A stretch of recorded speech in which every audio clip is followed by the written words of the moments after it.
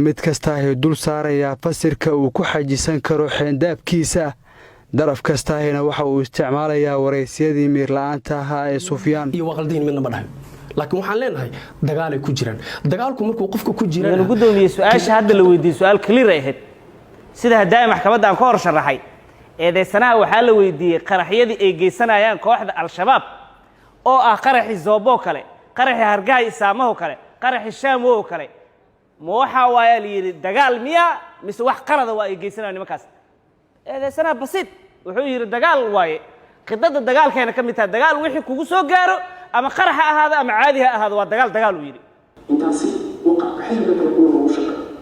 waa ka sax macnaheedu wuxuu leeyahay anaga mana caaytano mana dagaalno waxaan nabada ku raadinaa ama ahalna ama aweyno waxa igu dambeeya mar aan soo saaray muuqaalkii ugu dambeeya 3 sakiina qof xisbiga kamida ee dagaalan gala yiri oo xisbiga laga saaray ay kaas igu dambeeya waxaan kaloo la wadaagnaa dadka ku soo biiraya xisbiga talo ku nool xisbiga islaamiga in aysan marnaba sameey karin wax ku saabsan violent wax la yiraahdo ama dagaal inuusan iclaabi karin ku dhaqmi karin soo jeedin karin ama uusan ka qayb gali karin dagaal hubaysan 58 jirkan ku dhashay Cadaado ayaa markii hore ku soo gala baraha bulshada show afar xaslanimo ah waxa uuna ahaa madadaalo laga saaray hinaasaha dabiiciga ah loona ekeysiyay raaliyaal ku qanacsan jilaagan weyn balse Sufyaan Sheekh Axmed Sheekh Maxamed Xirsi Taakeeye hal mar ayuu dig la soo yiri astaan iyo magac cusub waana xisbiga tala ku nool oo aan haysan sharciyad la isla ogol yahay iyo diiwaan rasmi ah waa aysa u kala duwan tahay marka uu taagnaa janalada gaarka ee aan dhameystirin tayada hubinta iyo marka la isku haysto xurriyadiisa oo difaac iyo dood ay ka kala galayaan maalintan dhinacyada dacwadda bandhigan maxkamadeed waxaan mutacallim waxaan dadka wadanka indhaha u ah xilaalintu waxay bixisay sawir aad u qaldan oo aan aniga ahayn sawir nin raba inuu wadankiisa dudumiyo sawir nin doonaya inuu wax qaribo ma yihiin ninka gudoomiye sooyaal ahaan waxa uu isku maray Spain iyo Mareykan waxa uu ku noolaa Kenya oo iskaashi amni ahaan loogu soo gacan geliyay dawladda Soomaaliya September 28 sanadkii tagay ee 23 wax walba uu hore u sheegay waxa ay ka ahayd falanqayn uu kala yimid darajada cilmiga ee uu sheegtay waxa uu iska bari yeelayaa iscajabintiisii hore ee ku dhisneed aragtida waxa ay la tahay waxa ku jirta political analysis professor nin mutacallim ah waxa laga yaabaa dadka qaar kood inaysan fahmi karin marka aan isticmaalayo waxa la dhaho siqashada siyaasadeed marka wali ma taageerin qayb kale ee lama dhacsanin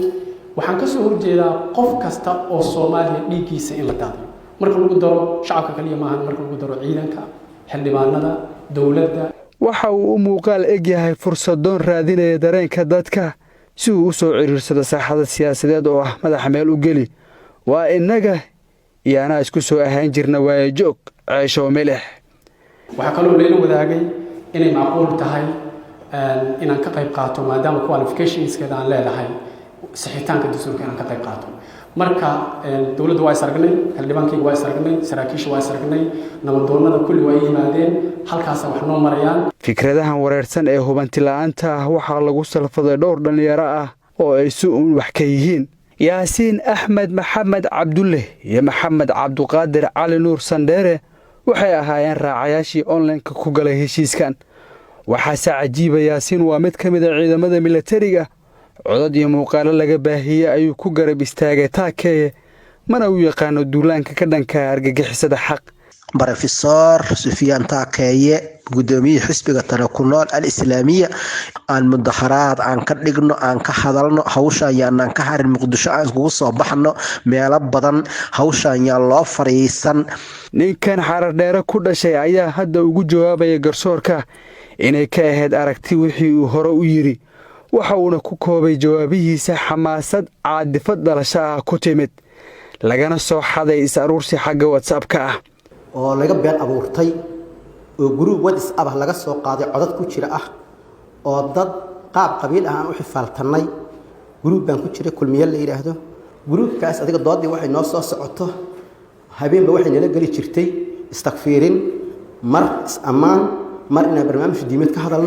مر سياسة مال أحكام لو أقرية ما أهين كلمة كوبا وواحد صاحر أو جروب كأه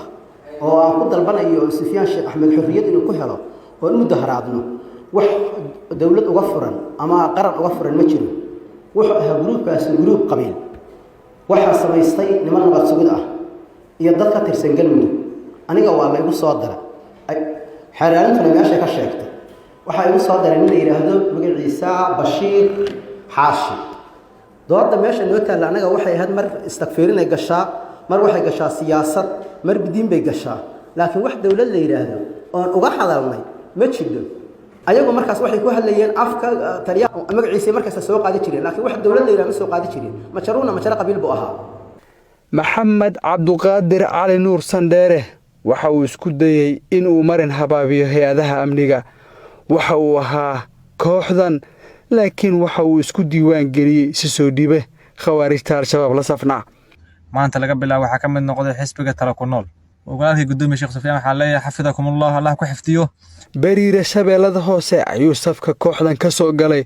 waxa uuna gacanta amniga galay December 20keedii sanadkii ina dhaafay kan kalena waa daruuf jirta awgeed waa aragtaa ma la warqada waa akhriday waa u sheegay baaraha ay waraysay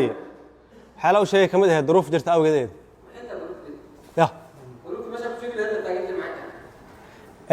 mana video jilaa wala laga duway video kala soo dhibisa jilaa wala laga duway waka shaqar haday waa nin balgamoonta ka bato shaqradaysa shaqadii waa marka waxa siraysan leenkan wax ka xafadlaan sida shaqo ku raadiye axmed cabdalle ku xigeenka xeerlaaliyaha guud ee ciidamada qalabka sida ayaa maxkamadda hordhiga dalabyo waaweyn oo ay ku jaangooyeen xeerarka la dabeecadda ah dhaqanka taakeeye mudane gudoomiye saddexda eedeysane ee maanta hor fadhida waxaa horjoogo u ah Sufyaan Sheekh Axmed Sheekh Maxamed Xirsi oo lagu naaneyso taakeeye mudane gudoomiye eedeysanaha sida ka muuqata xaashideena eedda waa 58 jir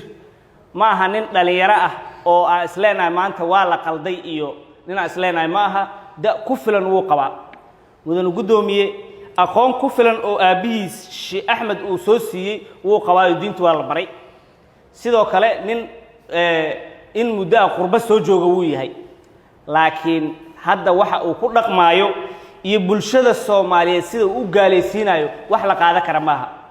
mudane gudoomiye waxa maxkamadda ka codsanaya halka eedeysanaha kuwaad labaad iyo saddexaad inay ku xukunto mid walba qodobada aan ku soo eedeynay abukaate isxaaq cabdullaahi ayaa isna ka codsaday garsoorka inaan lagu mashquulin dadka Soomaaliyeed arrimaha taakeeye maadaama waxa laga doodayo ay yihiin fikirkan uu qof ku jiro qofkina uu yahay qofkaas anagana hortaagan wixii oo marka fikirka la sheegayo ee maxkamadda ku haysato xiraarinta ku eedeeyayso anaga aan ka difaacayno oo meelaha yaalo fikirkaas wuxuu ka qabo in asaga la weydiiyo waa shayga ugu haboon laguna go'aan qaadan karo aniga marka waxaan soo jeedinaa in maadaama waxyaabaha hadda uu xiraarinta soo qortay qodobbada la soo qoray oo xeerka la dagaalanka argagixisada xeerka la dagaalanka argagixisada macnaa iyo tala ku nool misqabanayaan horta urura la diiwaan gelin macna kamid ahaan ururadiis noocaas ah meel uu yahay hadda hadii la yiraahdo ururada ku jira dhinaca ku jira marka waxa haboon wixii in laga dhinacaas inta laga daayo fikirka lagu soo koobo fikirkana qoladan say u arkeen waa sheegeen annagana saan u aragna waa sheegnay qofkii fikirkaas aan fasirayna lahayn qof meeshaas jooga waaye ragga kale xisbiga qofka soo biiray tawxiid loo ma qabto لا إله إلا الله لو قلنا مصاب بير معنا قفك مركو مبادئ صدق عن شيء إنه معنا جورك إن لبضيء إياه إن متقنا تكارك اللي سكت داعي إياه إن القف لو بعص بار لا عندك اللود بيبن إياه إرما صدق آمنته وبالله توفيق حسبك كمتها حاول من نقل كلب أصدقه بس كلب كهدي أو يوتيوب كل سوق لي أما فيسبوك وكجرتها هدي كلب كاس لقاه بحين واقع بحر هذا نين ماشي أنا كلب سوق لي كلب كيس ولا قتر ماشي كوجرو ساس marka kilibkii hore lahaaya waa laga riday waa baxay lama dhihin kanoo kale moogtay dagaal wax uu iclaamiyay waa ku biiriyay marka uu ku biiray dagaal wax uu sheegay inuu galaayo waa laga saaray mudan gudoomiye garsoon maxkamadda sharafta waxaan rajeynaa maadaama meesha uu san dambi muuqanay fikir oo muuqdo fikirkana sababta looga hortagay laga horgeeyay aysan maxkamad ahayn in maxkamadda go'aan ku haboon ay ka qaadato maxkamaddu waa maadsanta qabiil la caayo xeerka ciqaabta kuma taalo meel la leeyahay waa dembi ama dad isku aflagaaday qabiil oo loo soo xiro maxkamad loo soo taagay meel xeerka ciqaabta uu leeyahay waa dembi qabiil caay kar ma jirto bal xalaalintu qodobada ay ku soo eedeysay kamid ma ah saa darteed mudurgudo garsoore maxkamadda sharafta waxaan ka codsanayaa yaasiin wax fal dembiyeed ah oo hadda uu galay oo lagu hayo ma jirto saa darteed in xorriyadiisa dib loogu celiyo meeshuu ka shaqayn jiray iyo talisku ka tirsanaana qarannimadiisana hore u sii wato maxkamadda mahadsantahay fursado siman oo ay dhinacyada ka heleen garsoorka kadib gaashaanla sare xasan cali nuur shuute gudoomiyaha maxkamadda darajada koowaad ee ciidamada qalabka sida ayaa soo xiray fadhigan maxkamadeed cabduqaadir ciise warbaahinta qaranka muqdisho.